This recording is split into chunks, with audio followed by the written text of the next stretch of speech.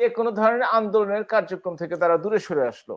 সুতরাং তাদের তো বেঁচে থাকতে হবে। তাদের অন্তত এই যে সমস্ত টক শো কিংবা তাদেরকে সাংবাদিক সম্মেলন করে কিংবা কোনো একটা বিবৃতি দিয়ে তো বাঁচতে হবে, না হলে তো তারা তারা হারিয়ে যাবে। আমরা দেখেছি অনেক এই দেশেই যারা রাজনীতিবিদ আছেন তাদের চরিত্র হনন করার জন্য, এটা অনেকে স্বীকার করবেন, বিভিন্ন মিডিয়াতে বিভিন্নভাবে অপপ্রচার করা হয় বা তাদের বিরুদ্ধে এমন কিছু সাজানো হয় যেটা হয়তো সত্য নাও হতে পারে। বলছিলেন আপনার কথার মধ্যে কিছুটা গ্যাপ রয়ে গেছে বলে আমার বিশ্বাস।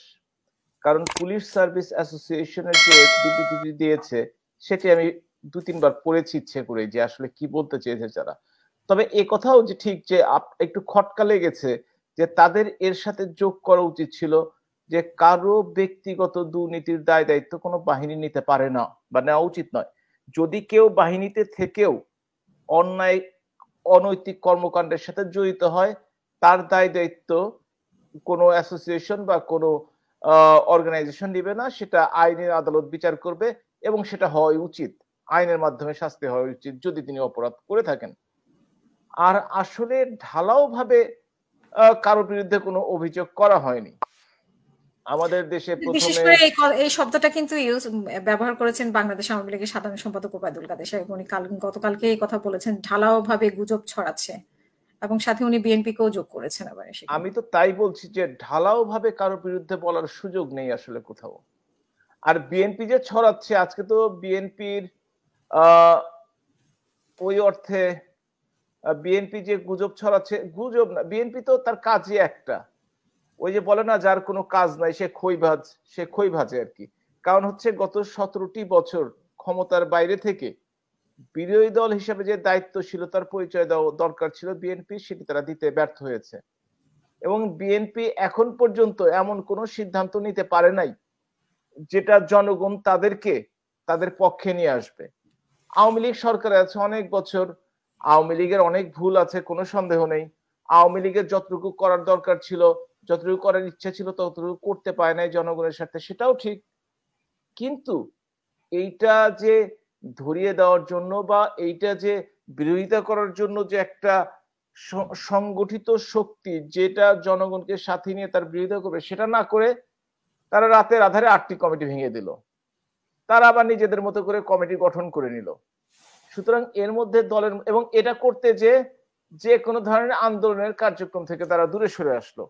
সুতরাং তাদের তো বেঁচে থাকতে হবে। তাদের অন্তত এই যে সমস্ত টক শো কিংবা তাদেরকে সাংবাদিক সম্মেলন করে কিংবা কোনো একটা বিবৃতি দিয়ে তো বাঁচতে হবে, না হলে তো তারা হারিয়ে যাবে।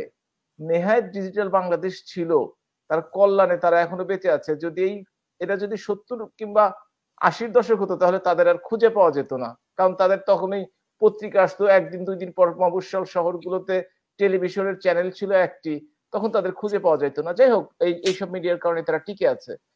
আমি কখনোই এটা সমর্থন করি না। যেমন এর আগেও কিন্তু আপনার মনে আছে বরিশালে একটি ঘটনা ঘটেছিল। সেই ঘটনায় একজন ইউনোর সাথে একজন মেয়রের একটি ভুল বোঝাবুঝির সৃষ্টি হয়। সেখান থেকেও ওই ব্যুরোক্র্যাটদের যে অ্যাসোসিয়েশন আছে, সিভিল কি একটা সিভিল সার্ভিস অ্যাসোসিয়েশন, তার সভাপতি সেই সময় একটা বিবৃতি দিয়ে বসলো তার ইউনোর পক্ষে, এবং এটার জন্য অনেক অঘটন ঘটেছে পরবর্তীকালে। সুতরাং আমরা মনে করি যারা পুলিশ সার্ভিস অ্যাসোসিয়েশনে আছেন বা এই ধরনের অ্যাসোসিয়েশন আছেন, তারা বাংলাদেশের সন্তান, তারা তো এই স্বাধীন বাংলাদেশের আলো বাতাসে বড় হয়েছেন। তারা যেন বিবৃতি দেওয়ার আগে তারা চিন্তা ভাবনা করে দেন, যে এই চিন্তা ভাবনা করে দেওয়া উচিত এই কারণেই যে এর জন্য যেন তাদের যে আত্মীয় স্বজন সাধারণ জনগণ তারা যেন ক্ষতিগ্রস্ত না হয়, এবং যারা এই ক্ষতি করার চেষ্টা করেছে অন্যায় অনিয়ম দুর্নীতি করে তাদেরকে যেন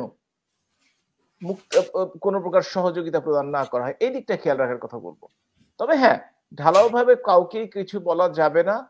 কারণটি হচ্ছে সকল বাহিনীতেই, পুলিশ বাহিনীতে অনেক ভালো অফিসার আছেন, সৎ অফিসার আছেন এবং যোগ্য অফিসার আছেন। সুতরাং সবাইকে, রাজনীতিবিদদের মধ্যে একই কথা, ব্যুরোক্রেটদের মধ্যে একই কথা। সুতরাং সবাইকে ঢালাই ভাবে না বলে, যদি কারো দোষ থেকে থাকে তার দোষটি সম্মুখে এনে ভালো করে বিচার করা দরকার। একটা বিচার সম্বন্ধে আমি একটা কথা বলি, বাংলাদেশের ইতিহাসে এ পর্যন্ত 27 জন আইজিপি এসছেন, 17 জন সেনাবাহিনীর প্রধান। এই একজন এবং একজন ছাড়া বাকিদের বিরুদ্ধে কিন্তু এখনো কোনো কথা ওঠেনি। এর কারণ হতে পারে দুটি। একটি হচ্ছে যে আওয়ামী লীগের সময় কেউ অন্যায় পেয়ে পার পায় না, ধরা পড়তে দেরি হলেও ধরা পড়ে। আর আরেকটি কারণ হতে পারে এর যে বিএনপি বা এর আগে জাতীয় পার্টি ক্ষমতায় ছিল তাদের আমলেও তারা অপরাধ করেছে, কিন্তু তারা ধরার সাহসটি পায় নাই বা ধরার চেষ্টাটি করেনি। এটা হতে পারে। আরেকটি হতে পারে যে তারা তেমন কোনো অপরাধ করেননি।